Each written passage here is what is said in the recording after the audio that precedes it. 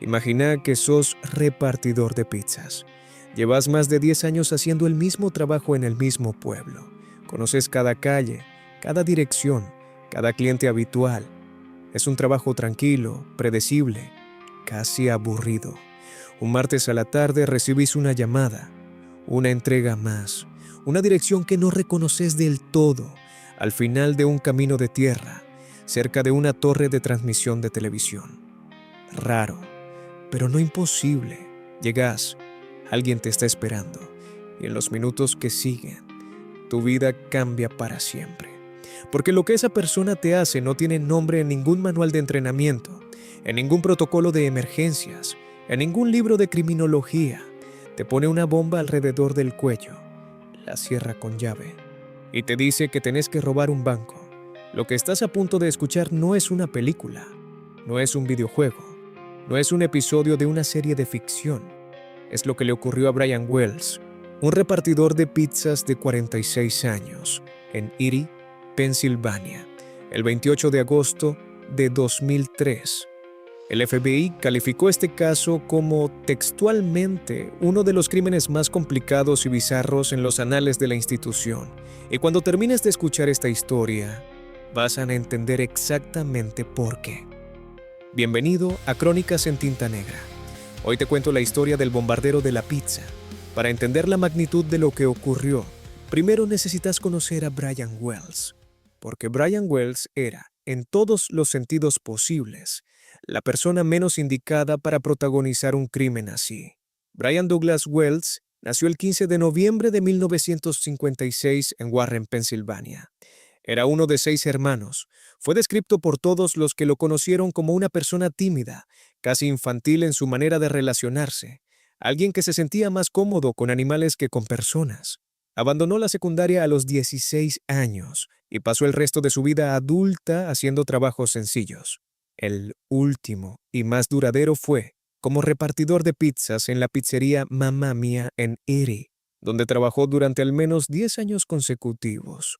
Sus compañeros de trabajo lo describían como confiable y puntual. Sus vecinos lo recordaban como amable y tranquilo. Vivía con su madre viuda, con quien mantenía una relación muy cercana. No tenía antecedentes penales. No tenía enemigos conocidos. Era exactamente el tipo de persona que uno no recordaría si lo cruzara en la calle. El martes 28 de agosto de 2003, Brian llegó a trabajar como cualquier otro día. Tenía su turno habitual. Hizo varias entregas durante la tarde, y alrededor de la 1:30 del mediodía, la pizzería recibió una llamada desde un teléfono público de una estación de servicio cercana. El dueño no entendía bien al cliente y le pasó el teléfono a Brian. La entrega era a nombre de un tal Tom, en una dirección que quedaba a pocas millas de la pizzería, al final de un camino de tierra, junto a la torre de transmisión de la estación de televisión doble, USE-TV. Brian anotó la dirección, agarró las pizzas y salió. Nunca volvió a la pizzería. Lo que ocurrió en ese camino de tierra junto a la torre de transmisión nunca pudo reconstruirse completamente. Pero la investigación posterior estableció lo siguiente. Cuando Brian llegó a esa dirección, no encontró a ningún cliente esperando una pizza. Encontró a todo un grupo de personas que tenían un plan muy diferente. Según la evidencia reunida años después, en ese lugar estaban presentes al menos 4 conspiradores. Lo que le hicieron a Brian en los minutos siguientes es, en el mejor de los casos, el resultado de una planificación meticulosa y perturbada. Le colocaron alrededor del cuello un collar metálico.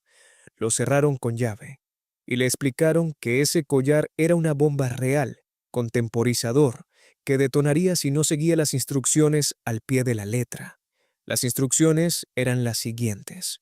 Debía ir a la sucursal del Banco PNC en la avenida Peach, robar $250,000 en efectivo y luego seguir una serie de pistas escritas a mano. Una especie de búsqueda del tesoro macabra que en algún punto le revelarían el código para desactivar la bomba. Brian Wells llegó al Banco PNC a las 2:30 de la tarde. Entró caminando con aparente calma. Llevaba puesto su uniforme de repartidor de pizzas, con el collar metálico visible bajo su remera. En una mano, llevaba una escopeta modificada para parecer un bastón de caminata. En la otra, una nota escrita a mano que entregó a la cajera. La nota exigía $250,000 en 15 minutos. Advertía que la bomba detonaría si no se cumplían las demandas. La cajera, aterrorizada, entregó lo único que tenía disponible en ese momento: $8,702. Brian tomó el dinero y salió del banco. Condujo unos pocos cientos de metros y fue detenido por la Policía Estatal de Pensilvania en el estacionamiento de una óptica. Imagina la escena. Brian Wells está sentado en el suelo del estacionamiento, con las manos esposadas detrás de la espalda, rodeado de patrulleros y agentes. El collar metálico es perfectamente visible alrededor de su cuello. Los policías no saben qué hacer. El equipo de desactivación de bombas fue llamado, pero todavía no llegó. Brian les habla, les dice exactamente lo que le pasó. Les explica que fue a hacer una entrega de pizzas y que lo obligaron a ponerse la bomba. Les dice, con una calma perturbadora mezclada con desesperación visible: no tengo mucho tiempo. Les pide que llamen al equipo de bombas. Les asegura que no está mintiendo. La cadena de televisión local de Erie estaba filmando la escena en vivo. Las imágenes muestran a Brian hablando con los oficiales, gesticulando hacia el collar, mirando a su alrededor con una expresión que oscila entre el miedo y algo que parece casi incredulidad, como si él mismo no pudiera creer que esto le estuviera pasando a él. Después de aproximadamente 20 minutos de conversación con la policía, el collar empezó a emitir un pitido. Brian lo miró. Sus ojos se pusieron en blanco. 10 segundos después, la bomba detonó. Abrió un agujero del tamaño de un puño en el pecho de Brian Wells. Murió en el lugar. El equipo de bombas llegó 3 minutos más tarde.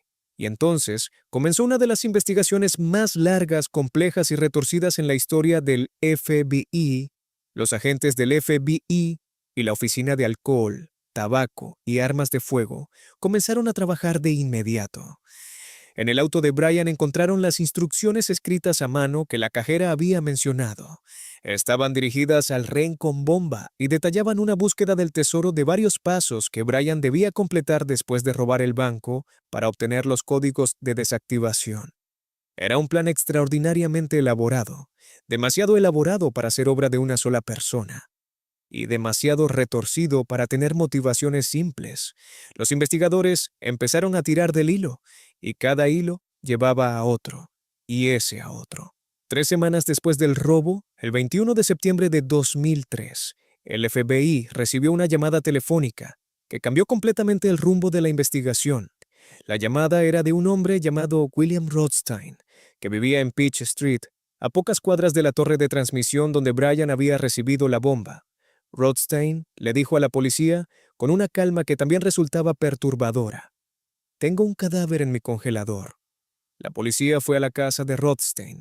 En el garaje, dentro de un freezer, encontraron el cuerpo congelado de James Roden, un hombre de 45 años que había sido asesinado de un escopetazo. Roden había sido el novio de la ex pareja de Rothstein, una mujer llamada Marjorie Diehl Armstrong, y ahí empezó a abrirse el verdadero abismo de este caso. Marjorie Diehl Armstrong nació el 26 de febrero de 1949 en Erie, la misma ciudad donde ocurrió todo.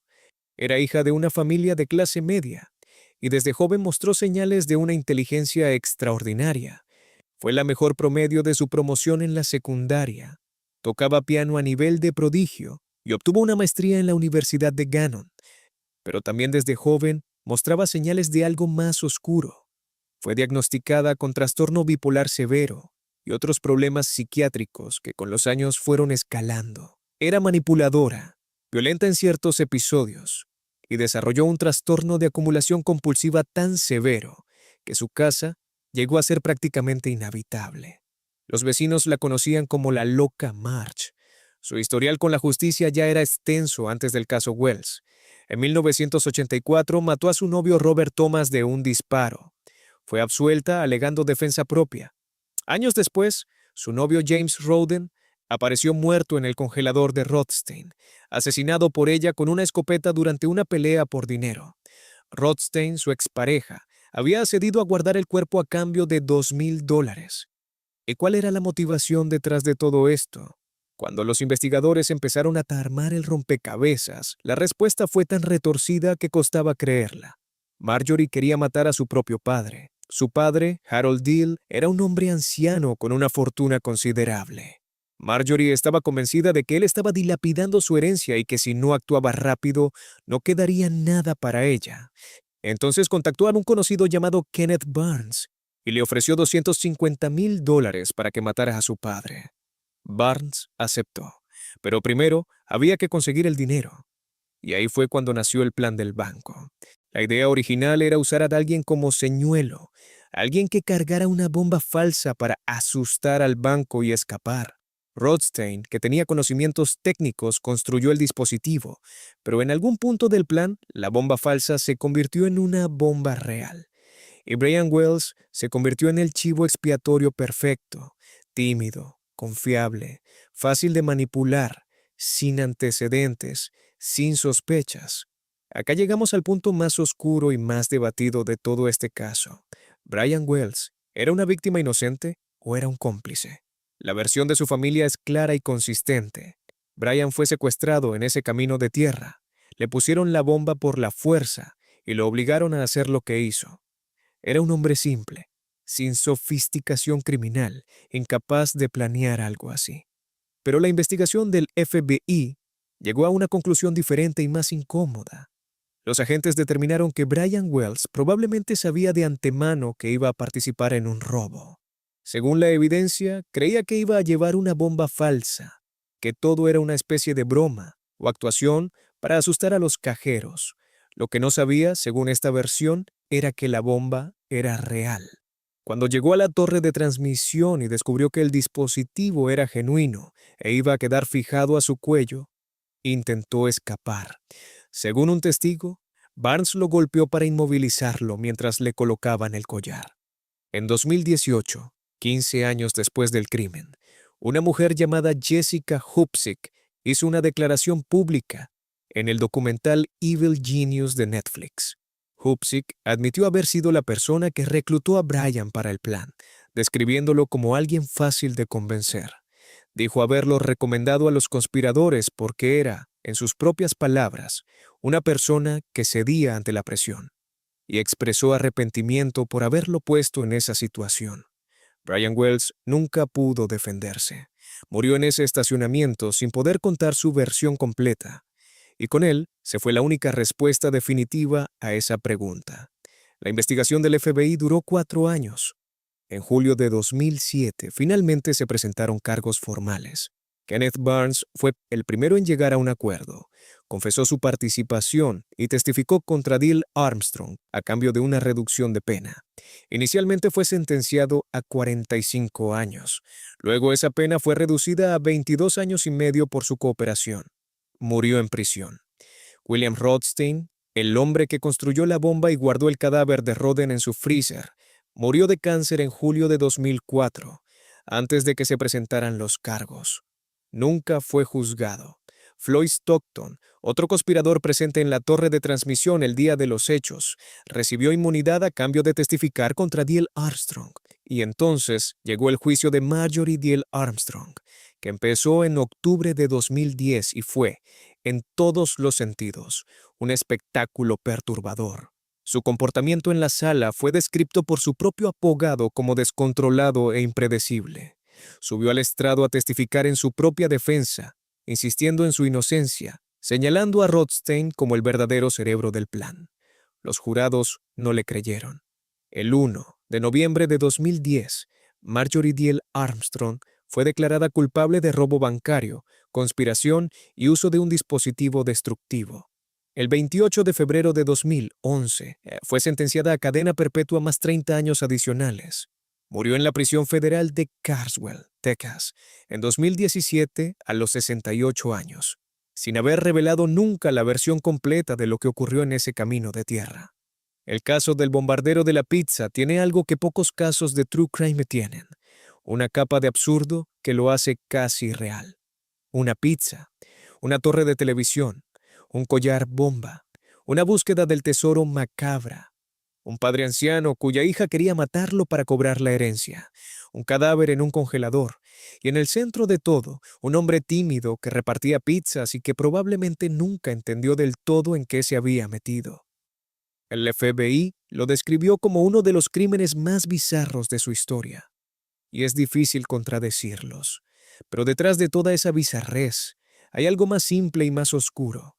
La historia de una mujer brillante que dejó que su enfermedad mental, su codicia y su violencia destruyeran todo lo que tocaba, incluida la vida de un hombre que simplemente quería terminar su turno y volver a su casa. Brian Wells nunca llegó a casa ese día. Tenía 46 años. Eso es todo por este episodio de Crónicas en Tinta Negra. Si este caso te impactó, suscríbete para no perderte el próximo capítulo. Cada semana, una nueva historia real narrada con la seriedad que estas tragedias merecen. Nos vemos en el próximo capítulo.